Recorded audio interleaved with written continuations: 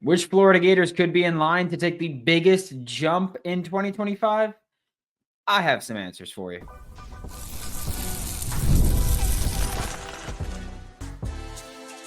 You are Locked On Gators, your daily podcast on the Florida Gators. Part of the Locked On Podcast Network, your team every day. Hello and welcome back to another episode of Locked On Gators, part of the Locked On Podcast Network, your team every day. Thanks for making Locked On Gators your first listen of the day. Every day we are available daily and free wherever you listen to the podcast and on YouTube. Happy Monday. I am Brandon Olson. Find me on Twitter at WNS_Brandon. Find all my written work with New York Giants on SI. If you're a draft fan, doing a ton of draft work there. Today's episode of Locked On Gators is brought to you by FanDuel. Right now, new FanDuel customers can get $150 in bonus bets if your first $5 bet wins. And look, we'll talk about a lot of these guys. We're talking about who could take the biggest jump from 2024 to 2025. And I'm going to say this, I don't just mean who's going to have better production. Hell, you might have worse production, right? I don't mean who's going to have better production. I don't mean who's going to play more snaps. I mean who's going to get better on film from 2024 to 2025. And we will talk about a lot of those players throughout the spring and the summer. It's a team with a lot of young pieces. But today we're talking about DJ Lagway right now because I do think, and that's not surprising, right? Like, I don't think that's a shocking thing. I do think that DJ Lagway should be considered one of, if not the most improved players in 2025. He was a true freshman in 2024. And this is a thing that I've talked about a lot. And we've talked about a lot of young players from 2023 to 2024 and a lot of young players from 2024 to 2025, where they go out there and they have a season under their belt. But it's, yeah, I played 2 or 3 games, had good snap counts in those games. But outside of that, I redshirted. I didn't play much. Or even if I didn't redshirt, I played special teams. I didn't play much offense or defense. And it's tough to go back and watch those players and say, hey, this is where you struggled. It's tough to go back and say, hey, this is where you can improve. This is where you can get better. This is where you need to get better. It's tough to do that. DJ Lagway is not one of those players. He has, and again, just 1 year of film, but extensive enough film where you can actually go back and say, hey, here were your strengths. Here were your weaknesses. Here's how we can improve upon those weaknesses to bring them up to your strengths. Because again, I love DJ Lagway. You love DJ Lagway. Every Florida Gators fan is very optimistic about what DJ Lagway can become. That doesn't mean that he doesn't have a long way to go, because he does have a long way to go as a quarterback. That's not an insult to him to say that he has a long way to go. It's an honest evaluation, right? He has a long way to go from what he was in 2024 to what he can become and what he can be in 2025 and 2026 and beyond, okay? It's not a knock. You can go back and watch him. And I think for me, we could also say this when we talk about projecting what he can become in 2025. This is year 2 in the offense, right? Not only is it year 2 in the offense for DJ Lagway, but it's year 1 as the unquestioned starter. And I mean, yes, Graham Mertz got injured against Tennessee last year. And from that point on, it was, hey, DJ Lagway, this is your team now. Like, Graham tore his ACL. He's out. This is DJ Lagway's team for the second half of 2024. I don't mean that. I mean that this is the first offseason where the Florida Gators coaching staff gets to go into the spring, gets to go into the season and say, hey, this is DJ Lagway's team. We are building this team to perform around DJ Lagway. We are building this offense to perform around DJ Lagway. Or more importantly, we're building this team, we're building this offense to build and to perform through DJ Lagway. This is the first time you get that. So year 2 in the offense, sure. Year 1 in DJ Lagway's offense. Because last year you even had to say, hey, Graham Mertz is going to be the starting QB. This is what we're going to have available. This is what we're not going to have available. Less read option, less deep shots, those things. Now you get to throw that out. You get to say, hey, this is DJ Lagway's team. We have the entire playbook at our disposal at this point. Year 2 in the offense, year 1 of being QB1, year 1 of getting all the starter reps, year 1 of getting to do all that stuff, that alone should help DJ Lagway speed up his progression a little bit. Because while in 2024, for much of the spring and the offseason, you had DJ Lagway just in the QB1 conversation.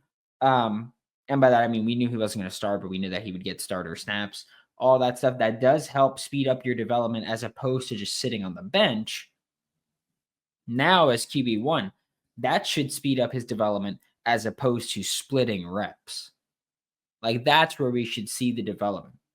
And so it being year 2 in the offense, year 1 for his offense, there being enough film from 2024 to say, hey, this is where you need to develop. This is where you need to get better. This is where you need to improve in order for us to be great. All that stuff now leads to me saying, hey, he should be one of, if not the most improved Florida Gators in 2025. The area where he needs to improve most is that he needs to become a more complete passer. Like, I understand all of the stuff about, the hamstring holding his back. I fully get that. The hamstring held him back.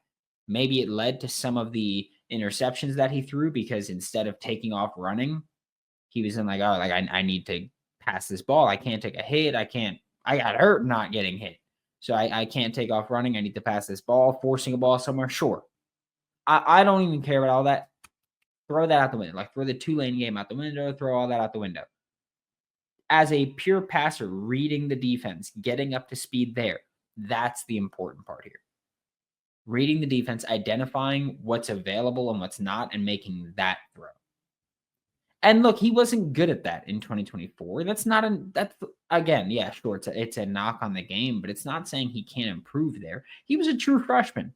You should be bad at that area. Physically, he's there. He needs to fix his mechanics. He needs to improve just identifying the defense and reading coverages and making that right decision. But mechanics and that mental part, those are things that's going to happen with experience, time, development, all that stuff.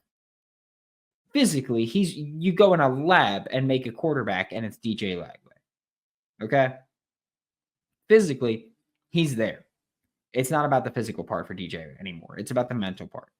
And that's why I think this year, being QB1 in the entire spring, in the entire summer, I think that is going to really help speed up his development for what he can do and what he can become. Because that's what it is now. Again, last year, it was good for him. Honestly, it was good for him that Graham Mertz was a starter until he got injured. As in, it was good for DJ Lagway that Graham Mertz was a starter until he got injured. It was good that they split reps in the spring, split reps in fall camp. All of that was good. Because when we talk about developing a true freshman quarterback, I don't care what your ranking is. When we talk about developing a true freshman quarterback, if they're QB2 the entire time and they're never taking first team reps, they're not going to develop the rate that you want them to. Look at the Patriots handling Drake May's development. They were giving him 40% of the starter snaps during practice before he became the starter. They were giving him 40% of starter snaps so that he was getting accustomed to playing with the starters and getting used to them. That's how I would equate how Florida handled DJ Lagway last year during spring and fall camp. They were giving him a large portion of the starter snaps so that he would get up to speed with the starters. Because that's what you do for an inexperienced quarterback. But now he's QB1. Like, now, last year, good developmental plan. This year, take the next step with it. He's got to be QB1, obviously, throughout the entire offseason, throughout the entire spring. He's got to take those snaps. You don't split them as much. I still think, personally, give 10 to 20% of snaps to whoever you feel QB2 is if you're Billy Napier, just so that they have some experience with the starters. But this is the time for DJ to take that next step. Use practice to figure out, against this coverage, with these receivers and this play call, can I fit this throw in that window? I want you to throw 45 picks in practice because I want you to know in the game, I can't make that throw. Like, I want you to know that, or shouldn't make that throw. So for DJ, I think the mental part should take the next step for him, and the Florida Gators should have a significantly better starting quarterback in just DJ Lagway in 2025 than in 2024. We're sticking on the offense for the next segment when we get back with Locked On Gators. Attention, Florida Gators fans. If you've ever wished you could directly support the Florida Gators athletes and be part of their journey, now you can with Roy, the NIL app that puts fans in control. Before Roy, NIL deals are only handled behind closed doors. Fans like you and I never really get a clear way to directly support the players you love. Now with Roy, you can make a real impact and feel closer to the athletes representing Florida.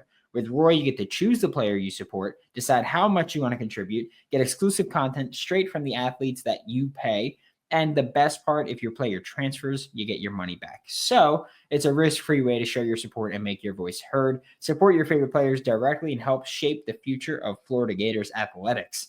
Download the Roy app now in the App Store and start backing Florida athletes the way they deserve with transparency, trust, and a real impact. This is the future of college sports. Join it now by downloading Roy and supporting your favorite players. Thanks for making Locked On Gators your first listen of the day every day. We are available daily and free wherever the podcast and on YouTube. And I think that this is one that a few of the insiders suggested as well, which those insiders that suggested him, I did not acknowledge any of the insider messages about this. But for the insiders that suggested this player, good job. Pat yourself on the back. It's Austin Barber for me. He's another big player that I expect to take a big jump there. I feel like, emphasis on big player taking the jump. I feel like Austin Barber, let's go back to 2022. Okay. Let's go back to Billy Napier's first year where Austin Barber rotating around, moving around, Michael Tarquin's in and out of the lineup, and there's a whole bunch going on with the tackle room there. Barber looks good in 2022. Okay. We go to 2023. Austin Barber goes from shifting around and we see him at left tackle, and it's not great, right? It's not great to watch Austin Barber in 2023 as the full-time starter at left tackle. He looks a little out of place there. There is, of course, the reports that, hey, he really wasn't healthy for the majority of the season, but he played there anyway because the team needed him there, and so he played a lot there. And we get that, and we kind of, okay, understood. He's not playing great, but he's banged up. He's not healthy. The back stretch of the season was especially brutal for him, I feel. And it's like, well, makes sense. He was hurt the whole time. Okay, I'll give you all that. 2023 wasn't a good year for him. 2024, we see a big jump. Or at least I felt like we saw a big jump on film. I don't know what the PFF grades say. I don't care what the PFF grades say. Like I said, and like I will always say, I don't care to put the PFF grades. I don't put weight on them. Okay. They're fun tools to acknowledge, but as far as helpfulness, not really. So Austin Barber from 2023 to 2024 takes a pretty big developmental jump. Okay. I think he's going to take another one. I will say this, and I'm not giving 100% of the credit to this coach, but I am a huge fan of what Jonathan DeCoster has been doing. Also, I don't want to hear, I know that people, I am not a big Rob Sale fan. I know that people often just say that I hate Rob Sale. You can go back. I used to be a massive Rob Sale fan. I think it's just not working out, right? Like that's what I say when I talk about ditching Rob Sale. Is not that I think he's horrible. I don't think it's working out for whatever reason right now. And so that's where I stand. Used to be a huge fan of his, big fan of what he did developmentally with a lot of guys. But for some reason, I feel like it hasn't hit home. I will say, I think that Jonathan DeCoster's done a great job developing these players. I mean, look, if you don't follow Jonathan DeCoster, I'll pull it up on Twitter right now to get his handles, because if you don't follow him, you should. It's ballcoach_D. If you don't follow him, you should. He is constantly posting workouts and drills, and not just workouts and drills, but he's posting, this is the name of the drill. This is a clip from when I did it with the Cleveland Browns, where he was before joining the Florida Gators. So this is a clip of when I did it with the Cleveland Browns. This is a clip of us doing it with the Florida Gators. This is the development that you see. Like we're seeing the development, and the drills are fantastic. I mean, look, he's posting clips from the Browns, and the Browns, for as a train wreck an organization as they are, have done a fantastic job of developing offensive linemen. Okay, Scott Peters does a great job there. They've done a good job developing offensive linemen there. I'm cool with them taking the Browns clips there. And you look at those clips, and you look at how Austin Barber played in 2024, and you see some of that coming to fruition. Like I wrote a report for the, let's see, I'm going to pull it up now while I'm recording, but I wrote a report about Austin Barber for the Mississippi State game in 2024. Did the single game scouting reports that we do for the Insider program, which if you want to join, the link's in the description below. But Mississippi State game was when I started talking about, hey, Austin Barber's bringing out a snatch and trap, which is when defensive linemen, in this case, an edge rusher, is trying to bull rush or long arm, which are power there. When he's trying to do that, and he gets a little off balance, puts too much in his top half, he leans too forward, and offensive linemen, they snatch and trap and bring him down. Austin Barber started doing that in 2024 with effectiveness. Like that was a developmental step that we saw from Austin Barber. And it's like, okay, he's putting it together at left tackle. I think that Austin Barber has all of the physical tools to succeed at tackle. I'm just going to say tackle. I feel like he looked more comfortable as a right tackle, but now he's got more experience at left tackle. Maybe it's that. Size-wise, he's listed as like 6'6", 314. I feel like Florida hasn't been super inaccurate with how they've posted heights and weights compared to, the combine and how other schools do it. So I'll say that. So I will say that Austin Barber size-wise can play left or right tackle at the NFL level. It's about actually getting the technique down, which he looks like he's doing more of. And in 2025, first off, I expect to see him take another jump from 2024 to 2025 because, again, a lot of the stuff that we see Jonathan DeCoster post is stuff that specifically Austin Barber has worked on and added to his game. And that was with a few months together. Jonathan DeCoster was not a December hire. Darnell Stapleton joined the Washington Commanders, and then Jonathan DeCoster was hired to replace him. Those were all late process hires. Okay? So that was with a few months on there, Jonathan DeCoster. Now you've got another year there. I think we could see more development. And I think in 2025, we see Austin Barber operate on an island more.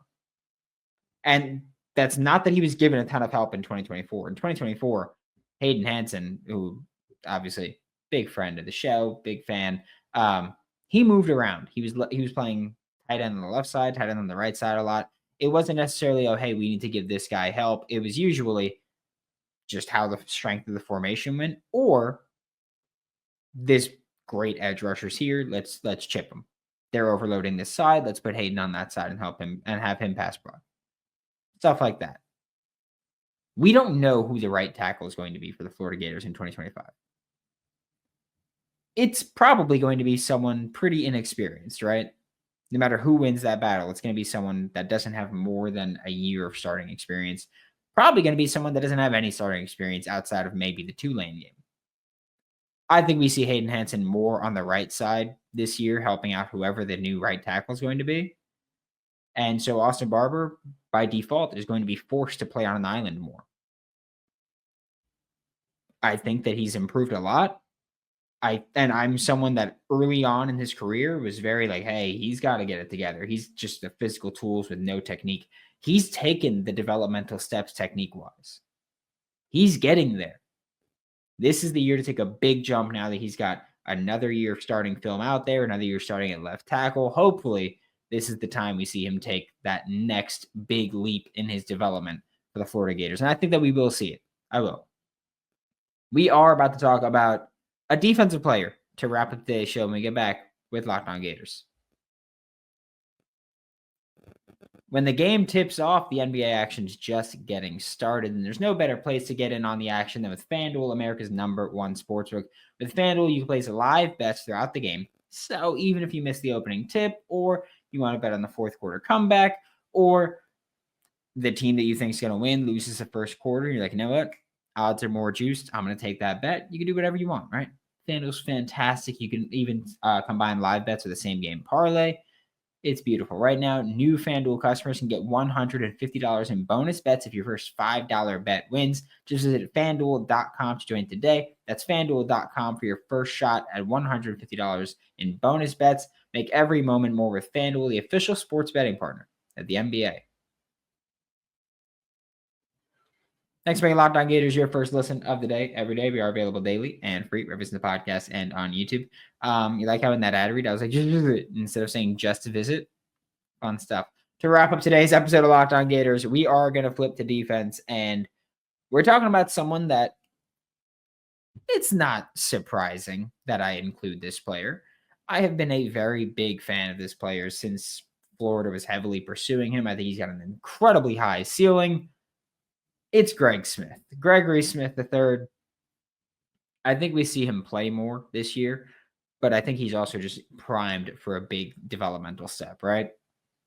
And look, odds are through all of the players that we talk about where I say, hey, he should take a big step, we know odds are players are not going to live up to expectations the way that we hope they do. That's just life. That's just how it is. So it's fine. But with Gregory Smith III, one of the reasons that I think he's going to take a big developmental step is that he's still learning how to play safety, right? Hell, he's still learning how to play defense. He was a quarterback for so much of his career, moved to defense, played defense. Pretty damn good, right? And I was told that Florida was deciding between, and I don't know if I'm allowed to say this, but I'm just going to say it, that Florida was deciding between Gregory Smith III or another higher rated DB as the last DB in their class for that 2024 class. That is between Gregory Smith III or another higher rated DB. And Florida went, hey, we think Greg has a higher ceiling. And we're swinging on a DB prospect late in our class. That's what we're going to do. I'm cool with it, honestly. So I think that's a great addition for Gregory Smith III. Was a fan of it when it happened, fan of it now. But when I think about, and you could put Gregory Smith III in that bucket of players I was talking about before, when I was talking about DJ Lagway, where I was saying that there are players who they play a little bit, but you don't really get to see them play enough to say, hey, I've got extensive film out there. You can go back and look at what I was good at, what I was bad at, and figure it out. Gregory Smith III played 49 snaps against Florida State, played 20 against Tulane, played 15 against Texas, played 10 against Kentucky, played 10 against Samford, played 6 against Kentucky, and didn't play any other defensive snaps for the entirety of the season. Special teams, only against Florida State. Like, he didn't play a ton. He doesn't have all of that film. And like 100 snaps is enough film to say, hey, this is where you struggle, this is where you can improve. But it's not enough to say, hey, this is your strength and this is your weakness. There's simply not enough film. There's not a large enough sample size to look back and justify any firm opinion about if he is good or is bad. Because against Florida State, he could have played one of the best games we've ever seen from a safety. Can't say he's great, could just say he had a really good game. Against Samford, Kentucky, Texas, hell, even Tulane, I don't care how he played. Because those are small sample sizes for games that had way more snaps than he played. That's it. The only game that he played extensively in was Florida State. Which, for me, I keep going back to that Florida State game. I've written the reports. I've sent out the reports. I think Greg Smith played an incredible game there.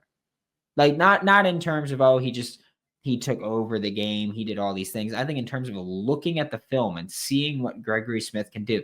I keep going back to there's this one stretch of plays where Florida State ran a chair route, which is you run up, you run out to the sideline, and then you run up again. Florida State ran a chair route against Gregory Smith III, and he got beat bad on it. He did. He got beat really bad on it. They didn't throw the ball. I don't remember what happened on the play, but they didn't throw the ball to the guy that Greg was covering. And so it was no harm, no foul. Florida State tried to run a chair route against him again, and he devoured it that time. Like, he just destroyed it. First time is that he bit too hard and it being an out route, and then when they went up, they cooked him. Second time, he was there. He came down for the out route, he rode up with the chair. It was great, okay? So when I look at that game, I look at the mental ability to in-game develop, because that's what he did, right? Like he got beat bad on it and didn't happen when they went back to it. And, if you watch football, hell, basketball, baseball, any sport, if I beat you bad doing something, I should go back to that.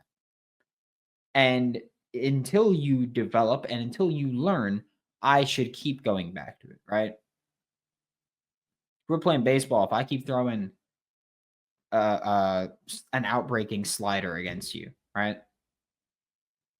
And you keep swinging, I'm going to keep doing it. Basketball, I keep running the pick and roll. Both of you keep coming up. We keep getting an easy dunk off it. I'm going to keep doing it until you stop it. Football, if I run a chair route and you keep biting on it, I'm going to do it until you stop it. A lot of people, I feel like that's going to be a couple of times before it happens. 2 or 3 times that they get you with it and then you devour it. Gregory Smith, 1 time it happened to him and then didn't happen again. So the steps you see him take in game, I am bought all the way in on Gregory Smith III until he gives me a reason not to be. Okay? And I word that the way that I worded it because let's say he doesn't get playing time at Florida and he transfers somewhere else.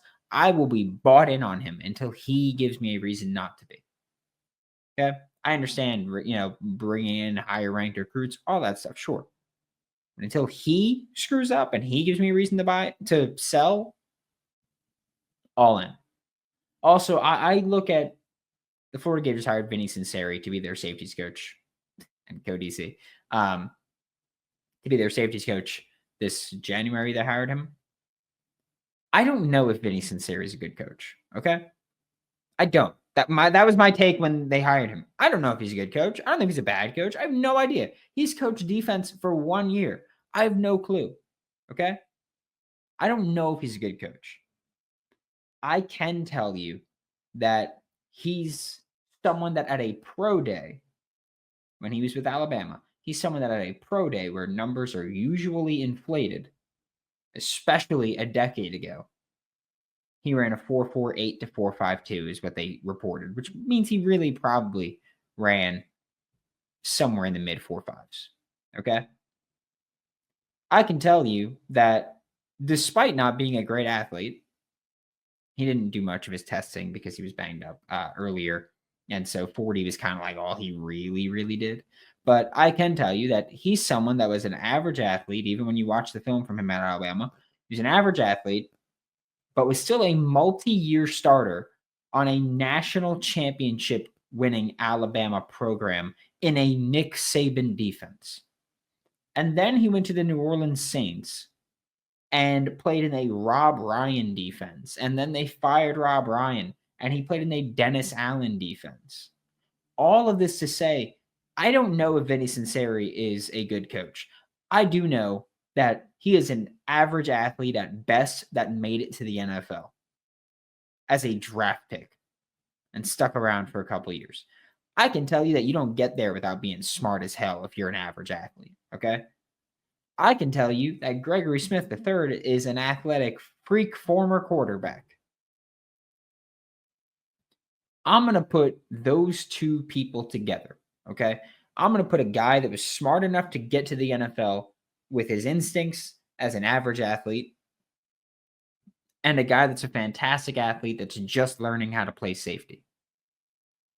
I'm going to put them in a room and I'm going to just think how quickly you can get Gregory Smith up to speed mentally to play safety. I don't know if Vinny's a good coach. I can't tell you, right? But I can tell you that that's a recipe for success. A smart player mixed with a freak athlete, put them together, and figure it out and see if you can get the best of both worlds in Gregory Smith, yeah, I'm all the way in on Gregory Smith. I am. Thanks for making Locked On Gators your first listen of the day every day. We are available daily and free wherever you listen to the podcast and on YouTube. We'll be back tomorrow. Talk more Florida Gators. For Locked On Gators, I'm Brandon Olson. Don't forget to follow me on Twitter at WNS_Brandon. Find all my written work with New York Giants on SI, and I'll see you all next time.